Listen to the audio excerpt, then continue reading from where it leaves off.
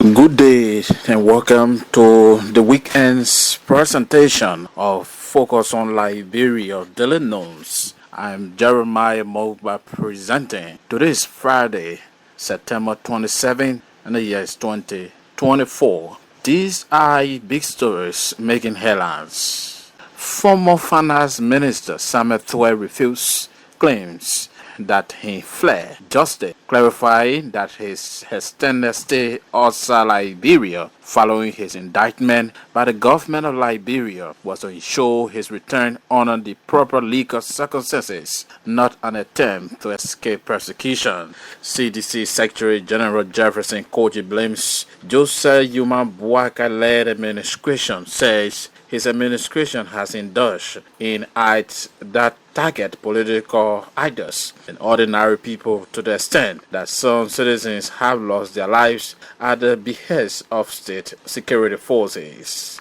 All Liberian Conference on Dual Citizenship delegation concludes talks with NEC chairperson Madam Diviata Brown-Lassana on how diaspora Liberians of voting age can directly participate in future national elections. Away from Liberia, a detained Ghanaian activist who was the key organizer of the recent anti-illegal money protest has been denied bail along with 11 others, despite being seriously ill. Those were the headlines. Now the news in detail, plus much developments. Former Finance Minister Samuel Twe has refuted claims that he fled justice, clarifying that his extended stay outside Liberia following his indictment, the government of Liberia was to ensure his return under the proper legal circumstances, not an attempt to escape persecution. In a Facebook post on Thursday, September 26, Twe stated, "Who and what would I be if I fled from my country?" In July, the government of Liberia issued an arrest warrant for Twe and 5 others, accusing them of corruption. Those indicted include former National Security Advisor Jefferson Kamau, State Prosecutor Yanti Twe, Moses Cooper, Head of Accountancy at the Financial Intelligence Agency, and FIA Chief Stanley Ford. They face charges of economic sabotage, theft, and illegal disbursement of funds, all alleged to have occurred during the administration of former President George Weah. Kamau, Twe, and Cooper were detained at the Monrovia Central Prison after failing to post bail, but were later released when their lawyers secured bonds. Twe and FIA Chief 4 were the town leaving their whereabouts uncertain. The Secretary General of Liberia's former ruling political party, Coalition for Democratic Change, Jefferson Tamakoji, says the Joseph Yuma Boakai-led administration has indulged in acts that target political idols and ordinary people to the extent that some citizens have lost their lives at the behest of state security forces. He said one stance is the repeated infiltration of the CDC headquarters by the police in the name of convenience patrol at one point, and enforcement of search and seizure warrant in the space of 1 month. During these provocation actions, ordinary Liberians lost their property and others got seriously injured. According to him, while the dust remains unsettled on the police action, the president is weaponizing the court's action against the CDC and other political stakeholders so much that the legal system is becoming inundated with political maneuvering, including the manipulation of the case involving owner of the property the CDC occupies as its headquarters to evade the main opposition. He disclosed that President Boakai had deceptively told the world at the United Nations General Assembly that his government is committed to upholding the rule of law and respecting political freedom, when the reality back home contradicts that assertion. On Wednesday, September 25, 2024, President Joseph Boakai had a significant bilateral meeting with the Secretary General of the United Nations, Antonio Guterres, on the margin of the 79th United Nations General Assembly. The meeting underscored Liberia's commitment to national development, global peace, democracy, and multilateralism. President Boakai expressed profound gratitude to Secretary General Guterres for the warm reception, noting that it was not the first time Liberia has been welcomed so warmly by the UN leadership. He acknowledged the crucial role the Secretary General continues to play in fostering international cooperation and recommended his tireless efforts on behalf of the global community. During the meeting, President Boakai presented Liberia's remarkable progress in strengthening democracy, reinforcing the rule of law, and maintaining a peaceful status among nations since the end of a civil conflict. The Liberian leader highlighted the importance of this progress in Liberia's aspiration to secure a non-permanent seat on the United Nations Security Council, seeking the support of the broader international community for Liberia's bid. The All-Liberian Conference on Dual Citizenship delegation has held talks with Madam Deviata Brown Laksana, the chairperson of the National Elections Commission, on how diaspora Liberians of voting age can directly participate in future national elections. The delegation, which recently met with NEC officials, also sought clarification about absentee ballot and constituency mentioned in Article 80C of the Liberian Constitution. Article 80C says every Liberian citizen shall have the right to be registered in a constituency and to vote in public elections only in the constituency where registered either in person or by absentee ballot, provided that such citizen shall have the right to change his voting constituency as may be prescribed by the legislature. The ACO delegation wonders if the Constitution's terms, absentee ballots, and constituency refer to Liberians in the diaspora or Liberians within Liberia's geographical locations. This is the clarification ACO seeks. The NEC says it takes note of ACO's concern and hopes to address it in the future. On the side note, the NEC chairperson also talked about the possible financial and infrastructure constraints to implement out-of-country voting, which is another concern of the diaspora umbrella group.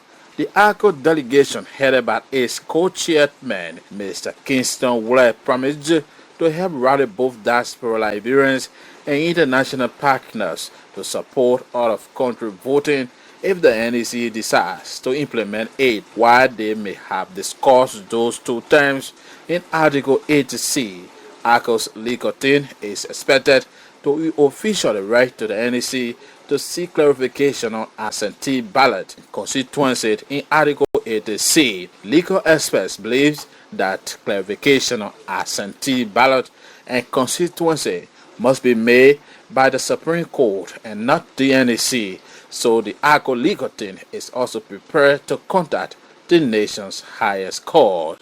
The Liberia National Red Cross Society, with support from the International Federation of Red Cross and Red Crescent Societies and the European Union, has successfully completed the first phase of its emergency cash transfer to 1,500 families affected by unprecedented floods in June and July 24. According to the Red Cross, each family received US $129.50 with an additional US 55 cents to be transferred in early October to support their livelihood.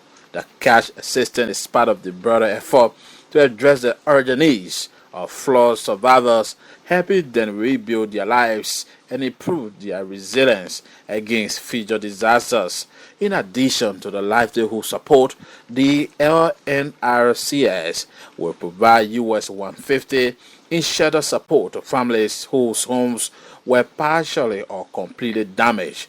This funding will aid them in repairing their homes, which will contribute to long-term recovery. LNRCS secured nearly $500,000 from the IFRCS Disaster Relief Emergency Fund, supporting 1,500 families, equating to 13,100 people across 22 communities in Monserrado, Bone, and Grand Catemont counties.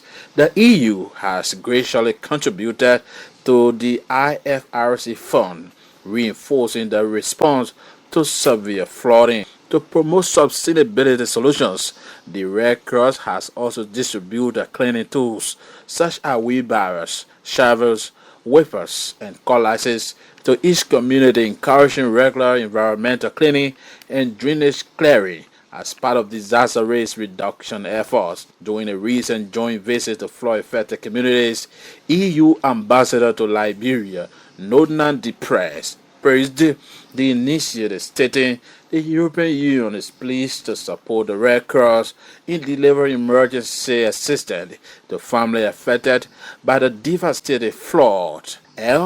NRC Secretary General Gregory Blamont emphasized the importance of community involvement in the recovery process, saying, "Together we are helping communities recover and build back stronger."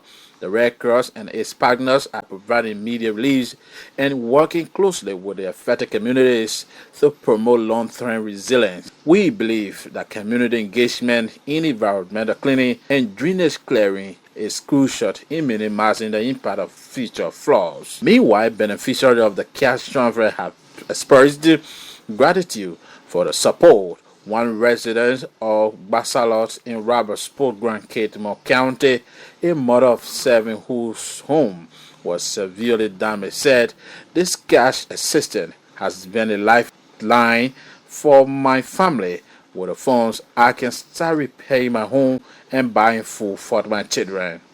The Election Coordinating Committee has conducted a one-day national security dialogue to assess performance of the Joint Security Task Force during the 2023 elections, offering recommendations for improving future electoral security efforts.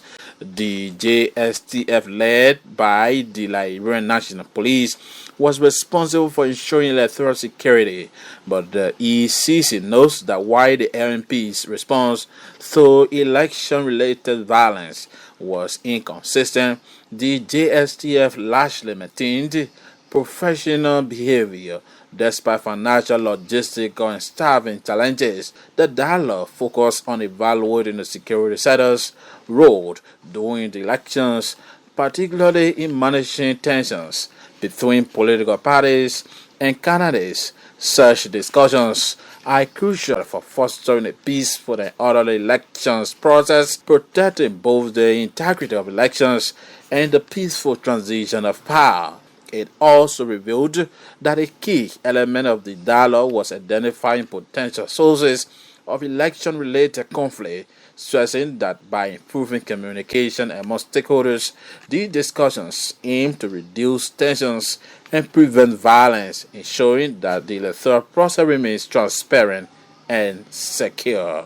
In foreign news, Nan, a detained Ghanaian activist who was the key organizer of the recent anti-illegal mining protests, has been denied bail, along with 11 others despite being seriously ill. Oliver Barker Vomawa appeared in court on Thursday and pleaded not guilty to multiple charges including unlawful assembly and assault on a public officer. Mr. Vomawo will be held in police custody for 2 weeks and then appeared in court. He has been treated at a police hospital for an undisclosed illness. The Cambridge-educated activist organized the 3-day protest to take action against illegal mining, known locally as Gapmasi, which has been blamed for polluting 60% of Ghana's water. Most or some analysts have said that if the practice is not curbed, then the country could be importing water by 2030. Last weekend, a group calling itself Democracy Hub clashed with the police in the capital Accra, leading to several arrests. Over 50 protesters have been denied bail and are in police custody and prison. The police accused the protesters of blocking roads, dismantling police barriers, and obstructing traffic in the city. There were reports that a pregnant woman named Vera Lamte was among those arrested and is in police detention, but the police have denied this. To end the news, here once again, the headlines. Former Finance Minister Samuel Fuel refutes claims that he fled justice, clarifying that he extended state of Liberia following his indictment by the government of Liberia was to ensure his return under the proper legal circumstances, not an attempt to escape prosecution. CDC Secretary General Jefferson Koji blames Joseph Yuma Buaka-led administration, says his administration has indulged in acts that target political actors and ordinary people to the extent that some citizens have lost their lives at the behest of state security forces. All Liberian Conference and Dual Citizenship Delegation concludes talks with NDC Chairperson Madam Deviata Brown Lassana on how diaspora Liberians of voting age can directly participate in future national elections, away from whom a detained Ghanaian activist who was the key organizer of a recent anti-illegal mining protest has been denied bail, along with 11 others, despite being seriously ill. That's Focus on Liberia Daily News. My name is Jeremiah Mogba. Thanks for watching, and please share our video. Focus on Liberia Daily News is taking its usual weekend break to be back on Monday with more captivating stories.